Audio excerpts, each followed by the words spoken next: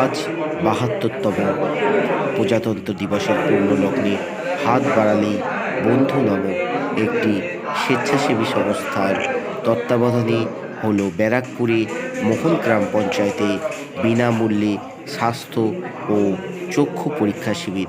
সেখানে বিভিন্ন দরিদ্র পিছিয়ে পড়া মানুষদের বিনামূল্যে স্বাস্থ্য পরীক্ষা করেন এবং চক্ষু পরীক্ষা করেন সেই স্বেচ্ছাসেবী সংস্থার উদ্যোক্তারা। আমরা এখন দেখে নেব সেই সম্পর্কিত ভিডিও এবং কথা বলে নেব উদ্যোক্তাদের সঙ্গে। আপনারা দেখছেন নির্ভয় নিউজ ২৪।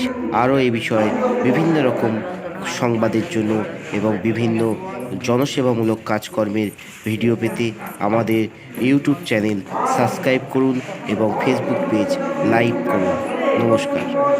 বিশিষ্ট সমাজসেবক মোহনপুর অঞ্চলের ভোলাদা বিশ্বাস মহাশয়কে আজকের অনুষ্ঠানে কিছু বক্তব্য রাখার জন্য। আমি শান্তিনগর হরিচাঁদ বিদ্যা মন্দিরের ময়দান থেকে হাত বাড়ালেই বন্ধু তাদের একজন শুভাকাঙ্ক্ষী হিসাবে, যে হাত বাড়ালেই বন্ধুর মূল নেতৃত্বে আছে অত্যন্ত সামাজিক আমার পরিচিত রাজু দত্ত এবং তার সহযোগী যারা, তারা উপস্থিত আছে। এখানে উপস্থিত আছে আশিস, এখানে উপস্থিত আছে ভূপতি চৌধুরী থেকে শুরু করে আরও অনেকে।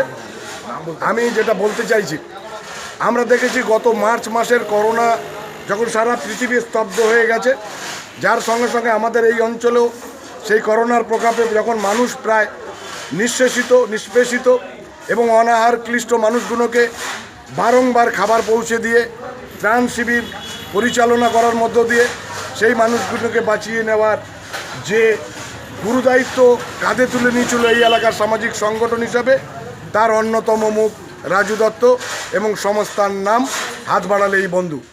আমরা দেখেছি নববর্ষ বরণের সঙ্গে সঙ্গে দুস্থ মানুষকে শীতবস্ত্র প্রদানের মধ্য দিয়েও তারা সামাজিক দায় দায়িত্ব পালন করেছে।